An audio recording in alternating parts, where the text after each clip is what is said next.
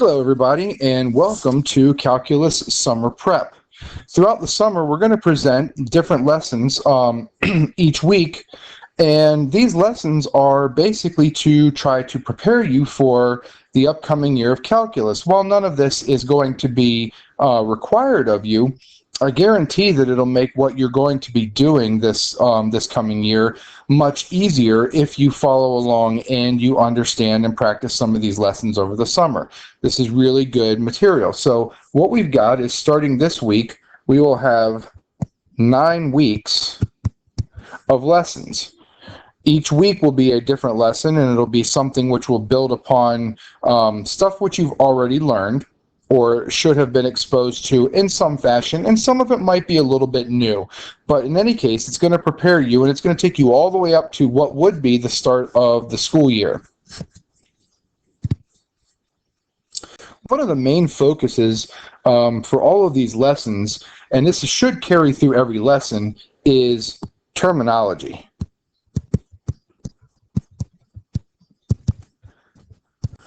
Terminology is going to be extremely important here, and we're actually going to start requiring that you start to use the correct terminology and understand, when we talk about certain things, what it is we're talking about. So, for example, if we say how many factors of something there are, you should know. But when we say a factor of something, means that something that's getting multiplied by something else.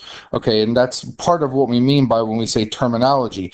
Most of us are used to, when we say factor, it means, oh, I have to factor something. Well, if you think about what that really means, and we're going to go into this in today's lesson, it means that when we break something down, we had things which were not necessarily multiplied together, and we created things which are now multiplied together. That's what it means when we are actually factoring something.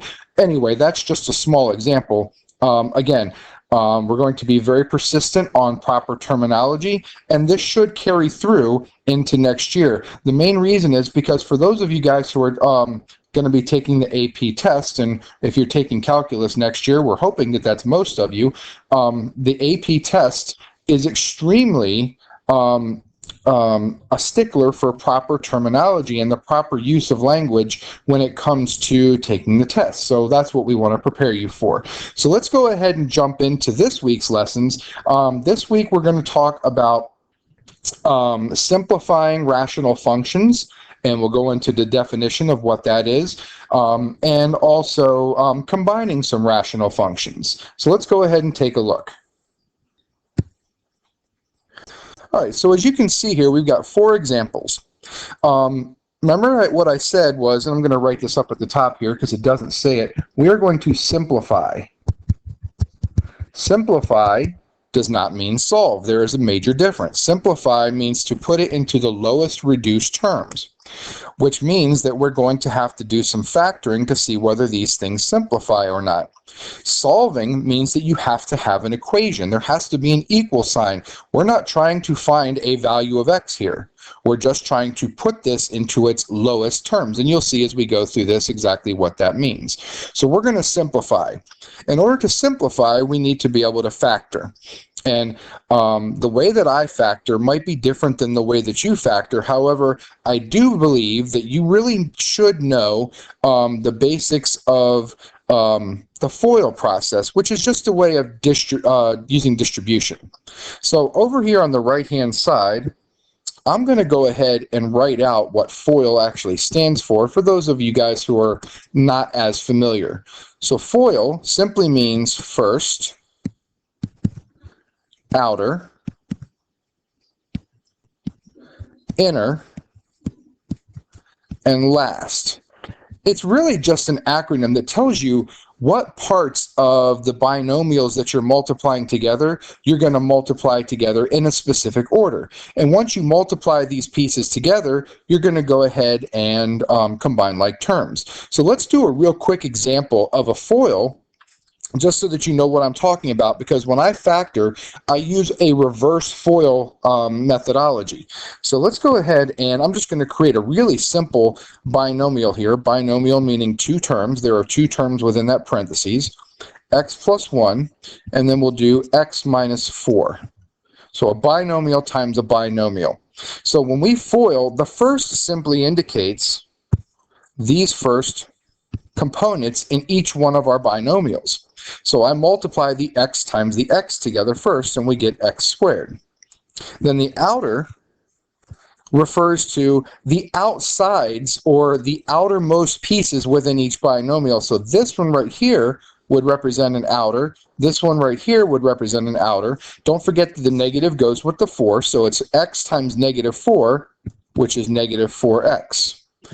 And then the inner piece, which is going to be the two that are the closest together in the binomials, which is going to be, whoops, sorry about that, which is going to be the 1 and the x. So that's going to be plus x. And then the last, which should make sense after we've done this, is the last two components right there, which is 1 times negative 4, so that's minus 4. And then we combine and we get x squared minus 4x plus x is minus 3x, and then minus 4. So that's what we would get when we FOIL. So now when we go to factor, we're going to reverse that process. So I thought that was important for you guys to see that, just so that you know that's the methodology that I use. I don't use a box. If you choose to do that, that's fine. As long as you still follow this, it doesn't matter. Okay, so let's go ahead and take a look at number 1 here. In the first problem, what we've got is 3x squared plus 10x plus 8 over 6x squared plus 17x plus 10. Now, in order to simplify this, assuming that it does simplify, because not everything does, but if it says to simplify, we're going to do our best to attempt it. We're going to have to reduce or FOIL that numerator, and I'm sorry, not FOIL. We're going to have to factor the numerator and factor the denominator to see if we have any common factors that can divide out. So you could use a guess and check method, and there's going to be a little bit of that involved in this, but what I prefer to do is go ahead and create my 2 parentheses, because I know I'm going to have a binomial times a binomial to get that trinomial if it factors. The good news is, using the FOIL process here, this first one doesn't work out to be too terribly difficult, because when I look at the first term here is this 3x squared. Okay, the first term is the 3x squared, and the 3x squared means that in order for me to get that first term, I have to multiply something here times something here and get 3x squared. Well, 3 only has 2 factors, 1 and 3, and x only has a factor of x and x. So I've got to have a 3x and an x. And the order that I put those two in didn't matter. The order that I put the next part in is going to matter. Now I'm going to look at the last, this term right here. Well, in order to get 8, I've got multiple factors of 8. I've got 1 and 8 and 2 and 4. And I can do either both positives or both negatives to get that positive 8. Well, everything up in that numerator is positive, which tells me that all my values here are going to be positive, assuming this works. So it is kind of a little guess and check. The better we are with our multiplication and addition, the easier this is going to be. So I know that this is going to be plus and this is going to be plus. Now the question you want to ask yourself is, where am I going to put the 1 or the 8 or the 2 and the 4? Well, if I look at a 1 and an 8, which I know is wrong, but I'm going to write it in here anyway. If I look at a 1 and an 8, if I were to FOIL this to check to see if this is correct, I would do a 3 times the 8 on the outside and a 1 times the x on the inside. I'd get a 24x and a 1x. There's no way I can add 24 and 1 to get that middle number up here of a 10, because that's what we're ultimately trying to do. So let's go ahead and get rid of this. And if I was to switch the 1 and the 8, which I could do, oops, got rid of part of my parentheses, which I could do and put an 8 and a 1 here, well, that's actually quite a bit closer now. Now I've got, if I look at the outside, I've got 3x looking at these outside pieces, and then the insides I've got 8x. Well, 3 and 8's 11. It's not 10. So again, I know that this is incorrect because I did a little bit of mental math. And again, the more you can do that up front, the easier this is going to be. So now what I'm going to do is I'm going to try 2 and 4. Okay, in this case, I'm going to try and make sure that I actually plug these into the right places. So I know that if I put a 2 here, and if I put a 4 here, and then I double check, again, double check, this 3 right here times the 2 is 6, and the 4 right here times the 1x here is 4. So I got 6 and 4, which is 10. That is that middle number. This is the correct factoring of this. I'm not going to go through every one of these that slow, but I wanted to give you the general thought process on how I factor. So now we're going to have to factor the denominator. And here's the if you want to call it a trick, it's not really a trick. It's actually using logic. If this is going to simplify, I need a factor on the denominator of either 3x plus 4 or x plus 2. Otherwise, it's not going to simplify. Whatever it factors to, nothing would go away. So it's really not going to simplify. When I say go away, I mean no factors would divide out. So I'm going to go ahead and put my double parentheses in here, and I'm going to say, okay, is it possible that I could have 3x plus 4 on the denominator? Well, let's see. If I have 3x plus 4, that means in order to get this 6x squared right here, I'm going to have a 2x there. In order to get this 10 right here, well, that's not going to be easy. 4 times what gives you 10? It's not going to be a nice whole number. It doesn't mean that it has to be a whole number here, but it's just not going to work out. So 3x plus 4 is most likely not going to be what I need here. Well, okay, so then let's try an x plus 2 instead. And again, I'm only guessing that this might work out because it's got to simplify somehow. So let's take a look. So if I do x plus 2, that means that this first term over here, to get 6x squared, so x times what gives you 6x squared? Well, that has to be 6x. And then what do I multiply times 2 to get this 10? Well, that has to be 5. And again, everything's positive in the bottom, so I don't have to worry about the signs in this case. We will in other cases. But let's check it. So let's see. So we've got 6x times x, which is 6x squared. If I do the outer, it's 6x times 2, which is 12x. 5 times x is 5x, so 12 and 5 adds up to the 17. Perfect. And then we've got 5 times 2, which is 10. Perfect. So that's exactly how this thing factors. We double-checked it with our FOIL process. We're good to go. So now the one thing I know is, and while we're used to saying this and it's become common, we say it cancels out. What really happens is this factor of x plus 2 divides out with that factor of x plus 2 because anything divided by itself is 1 except for 0. That doesn't count. That's a whole nother story. We'll get into that later. So really what we get is a simplified version of 3x plus 4 over 6x plus 5. Okay, and if I didn't already mention this, this is going to be a 2-video lesson. We'll do the rest of these in this video right here, and then we're going to move on to combining these things. Okay, a little bit more difficult here on number 2, because most of us do not remember how to factor a difference of cubes. And as much as I don't like to specifically say this, there really is just a formula that you have to know to factor the difference of cubes. Okay, there's nothing to do in the denominator, so I don't have to worry about the denominator. That's just x minus 2. That is its own factor. And if nobody's ever told you this before, when you have to do things like this and there's no parentheses around it, assume that the entire numerator and the entire denominator can be written into parentheses if necessary. So if you needed to or you wanted to, you could just put a parentheses around the x minus 2 if it helps you to see that as a factor, as one entire entity. The x cubed minus 8 on top. It is the difference of cubes because x cubed is a cube, 8 is the cube of 2, and then there's a difference in between. There's a subtraction. Okay, when you factor the difference of cubes, and I'm going to try and find a way here. Let's write these formulas on the right here. I'm going to erase our FOIL over here. Okay, that will no longer be here for you, but hopefully you took some notes on it. If I'm going to factor the difference of cubes, you can have it in one of two ways. I can either have a cubed minus b cubed, or I could have a cubed plus b cubed. And because these are cubes, the sum of cubes also factors. The sum of squares does not, but the sum of cubes does. And like I said, it's really just something that you kind of have to memorize if you're going to use it. These don't come up all that often, but it is kind of nice to know. The factor of a cubed minus b cubed is a minus b. That's your first factor. The second factor is a little bit longer. It's a trinomial. It's going to be a squared plus ab plus b squared. So the way I always used to remember it was you square the first term, that's this. You multiply these two things together and you change the sign, that's that one. And then you square the last term, and that's that one. And believe it or not, it works exactly the same way for the sum.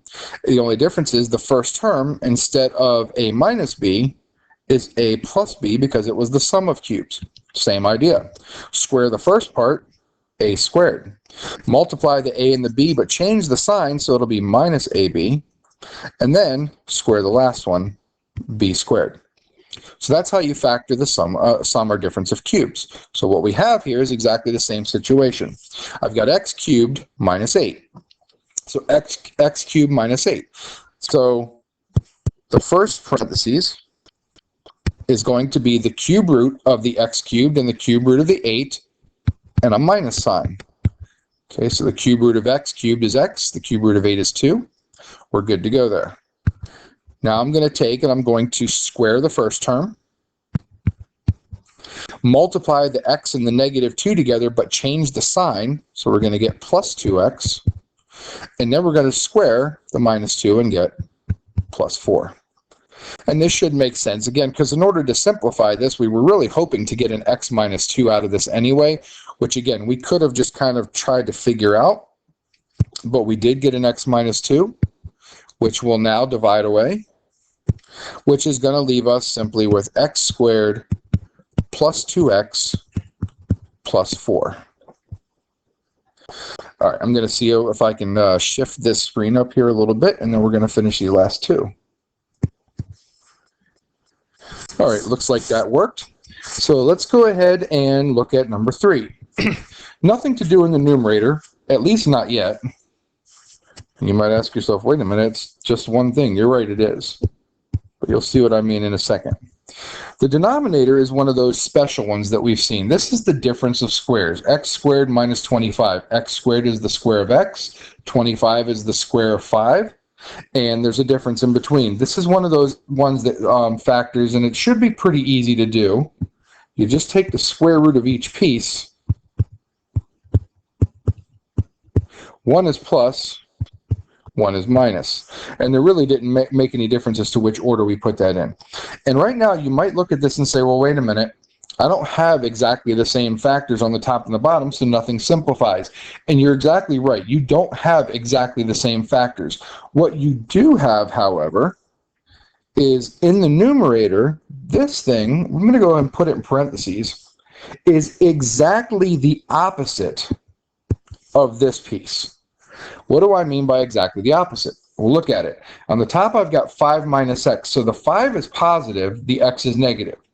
In this factor in the bottom, the x is positive and the 5 is negative.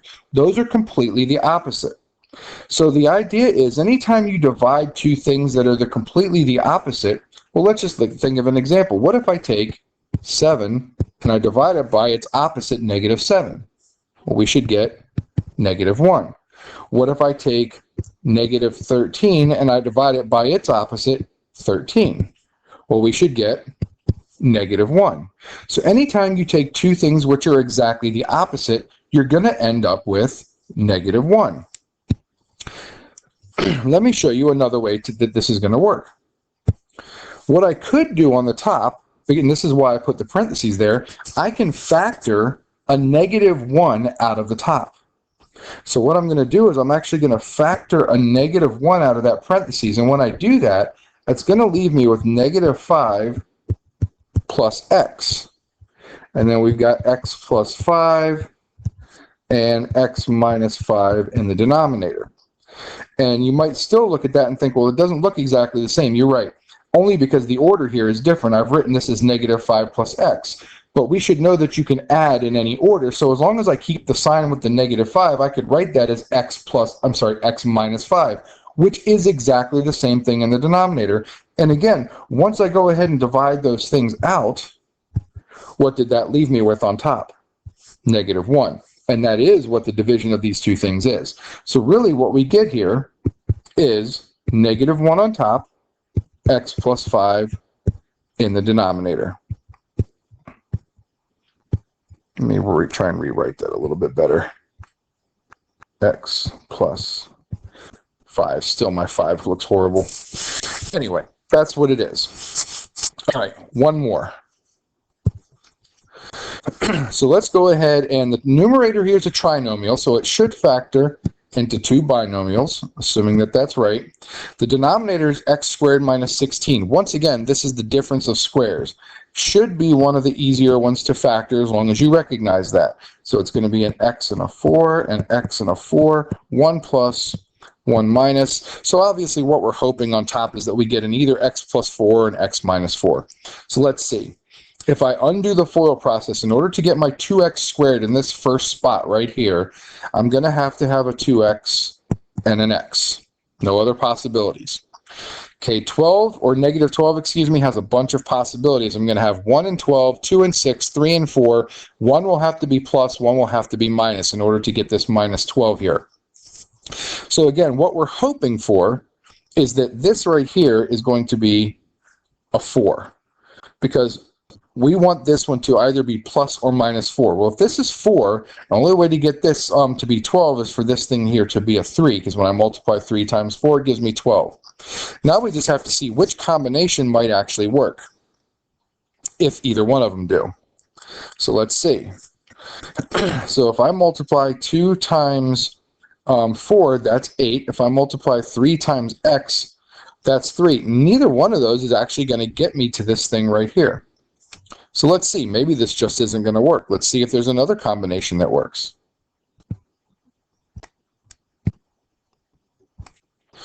Let's try 2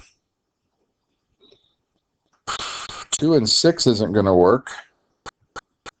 I already know that 3 and 4 don't work, at least not in the order that I had them in. I actually don't believe that this numerator right here factors. Not in an easy way for us to simplify anything. So I am thinking that this is simplified.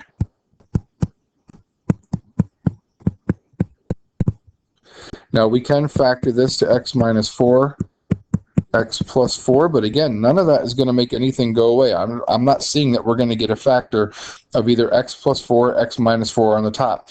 If you find that that's the case, if you find that you can factor it and I made a mistake, by all means, please let me know. Otherwise, I believe that that is simplified, and that is definitely long enough for this video. We're going to come back with a second video, which is all about combining rational functions.